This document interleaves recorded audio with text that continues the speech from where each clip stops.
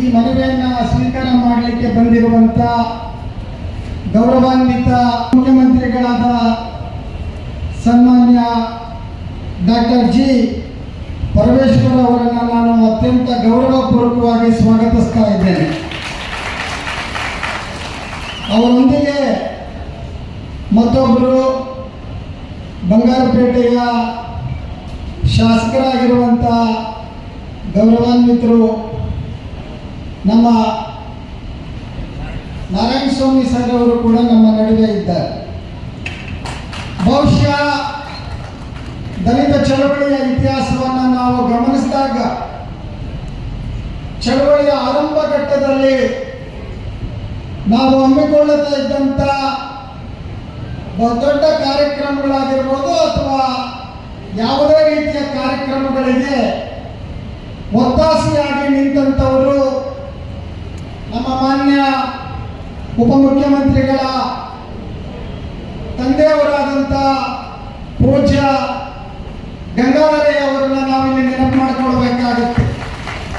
Professor B ಕೃಷ್ಣಪ್ಪನವರು, ಸಿದ್ಧಲಿಂಗಯ್ಯನವರು, ದೇವರೂರು Mahadeva ಅವರು, ನಾವೆಲ್ಲರೂ ಕೂಡ ಯಾವುದೇ ಕಾರ್ಯಕ್ರಮವನ್ನು ನಡೆಸಲಿಕ್ಕಾಗಿ ಅವರ ಬಳಿ ಹೋದಾಗ ಯಾವ ರೀತಿಯ ಸಂಕೋಚ ಅಥವಾ ಯಾವುದೇ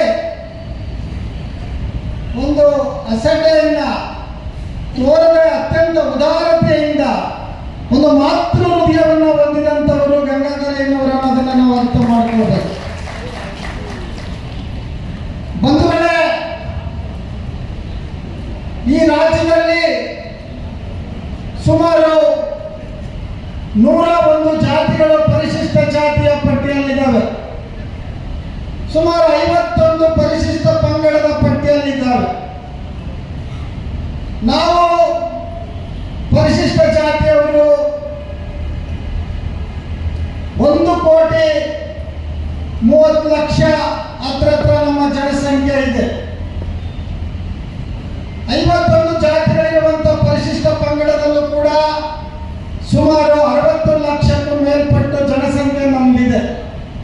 ಆದರೆ ದುರಂತ, ನಾವು ಇವತ್ತಿಗೂ ಉಪಮುಖ್ಯಮಂತ್ರಿಗಳಾಗೇ ಇರಬೇಕಾ? ಯಾಕೆ ಮುಖ್ಯಮಂತ್ರಿಗಳಾಗುವ ಯೋಗ್ಯತೆ ಈ ಸಮಾಜಕ್ಕೆ ಇರುವ ಅನ್ನುವಂಥದ್ದನ್ನ ನಾವು ಇವತ್ತು ಕೇಳಬೇಕಾಗಿದೆ. ಕಾಂಗ್ರೆಸ್ ಪಕ್ಷದ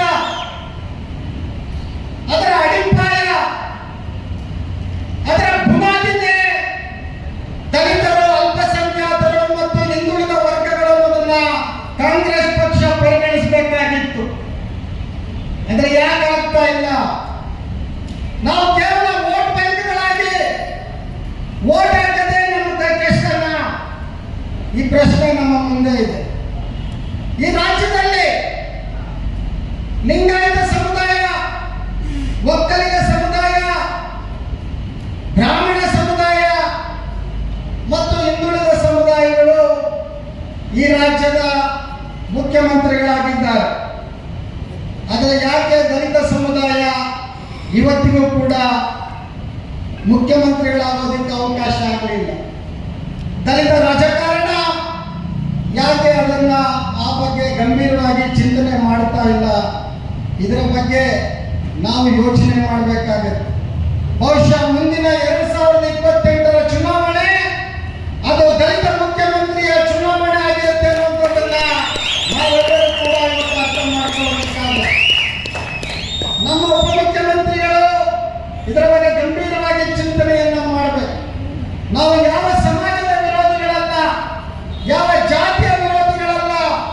ಆದರೆ ಸಂವಿಧಾನದ ಹಕ್ಕು ಮತ್ತು ಅಧಿಕಾರಗಳನ್ನು ನಾವು ಕೇಳ್ತಾ ಇದ್ದೇವೆ ಅನ್ನೋದನ್ನ ಕಾಂಗ್ರೆಸ್ ಪಕ್ಷ ಅರ್ಥ ಮಾಡ್ಕೊಳ್ಬೇಕು. ನಮ್ಮ ಓಟಿಗೆ ಏನ್ ಬೆಲೆ ಇದೆ ಅನ್ನೋದನ್ನ ಕಾಂಗ್ರೆಸ್ ಹೈಕಮಾಂಡ್ ಅರ್ಥ ಮಾಡ್ಕೊಳ್ಬೇಕು ಅನ್ನೋ ಕಾರಣಕ್ಕಾಗಿ ಮುಂದಿನ ಚುನಾವಣೆಯಲ್ಲಿ ಈ ರಾಜ್ಯದ ದಲಿತ ಸಮುದಾಯವನ್ನ ಮುಖ್ಯಮಂತ್ರಿ ಮಾಡುವ ಅವಕಾಶ ಕಾಂಗ್ರೆಸ್ ಪಕ್ಷ ಕೊಟ್ಟಾಗ ಮಾತ್ರ ಈ ರಾಜ್ಯದಲ್ಲಿ ಕಾಂಗ್ರೆಸ್ಗೆ ಉಳಿದಲಾಗಿದೆ ಅನ್ನೋದನ್ನ ನಾವು ಹೇಳಕ್ಕೆ ಇಷ್ಟಪಡ್ತೇವೆ. ಹಾಗಾಗಿ ಇವತ್ತು ನಾವು ಪ್ರತಿ ಬಜೆಟ್ ಅಲ್ಲೂ ನಮ್ಮ ಅಹವಾಲುಗಳನ್ನು ನಾವು ಹೇಳ್ತಾ ಇದ್ದೀವಿ. ಕಳೆದ ಸಾರಿ ಸಿದ್ದರಾಮಯ್ಯನವರು ಬಜೆಟ್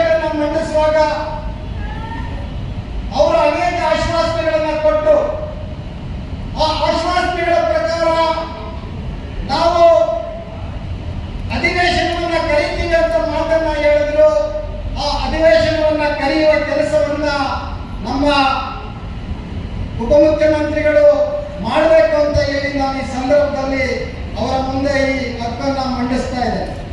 ಬಂಧುಗಳೇ, ಗೊತ್ತಿದೆ, ವಿಶೇಷ ಘಟಕ ಯೋಜನೆಯ ಹಣವನ್ನ ಯಾವುದೇ ಬೇರೆ ಬೇರೆ ಇಲಾಖೆಗಳಿಗೆ ಆ ಉದ್ದೇಶಕ್ಕೆ ಬಳಸಬಾರದು. ಆದರೆ ಇತ್ತೀಚೆಗೆ ಸಾರಿಗೆ ಇಲಾಖೆಗೆ ಸುಮಾರು 200 ಕೋಟಿ ಮೇಲ್ಪಟ್ಟು ಹಣವನ್ನ ಸಾರಿಗೆ ಇಲಾಖೆಯ ಸಂಬಳಕ್ಕೆ ಕೊಟ್ಟಿದ್ದಾರೆ. ದಲಿತರ ಅಭಿವೃದ್ಧಿಗಾಗಿ ಮೀಸಲಾಗಿಟ್ಟಿರುವಂತಹ ಹಣವನ್ನ, SCP ಹಣವನ್ನ ಈ ರೀತಿ ಬಳಸೋದು ಇದು ಕಾನೂನಿನ ಉಲ್ಲಂಘನೆ ಅಲ್ವಾ? ಇದನ್ನ ಪ್ರಶ್ನೆ ಮಾಡಬೇಕಾದವರು ಯಾರು? ಈ ಪ್ರಶ್ನೆ ನಮ್ಮ ಇವತ್ತು ಮುಂದೆ ಇದೆ. ಹಾಗಾಗಿ ಸನ್ಮಾನ್ಯ ಮಂತ್ರಿಗಳಲ್ಲಿ ನಾನು ಮನವಿ ಮಾಡ್ತೇನೆ, ತಾವು ಈ ಕೂಡಲೇ ಏಕಗವಾಕ್ಷಿ ಯೋಜನೆಯನ್ನ ತಾವು ಜಾರಿ ಮಾಡಬೇಕು. ಆ ಮೂಲಕ ಏನು ನಮ್ಮ ಹಣ ಹಂಚೋಗ್ತಾ ಇದೆ ಬೇರೆ ಬೇರೆ ಇಲಾಖೆಗಳಿಗೆ, ಅದೆಲ್ಲವನ್ನು ಕೂಡ ಏಕಗವಾಕ್ಷಿಯ ಮೂಲಕ ಅದನ್ನ ಆ ಅನುದಾನ ಜಾರಿಯಾಗಬೇಕು ಅನ್ನುವಂಥ ವಿಚಾರವನ್ನು ಇಲ್ಲಿ ನಾನು ಹೇಳೋದಕ್ಕೆ ಇಷ್ಟಪಡ್ತೀನಿ.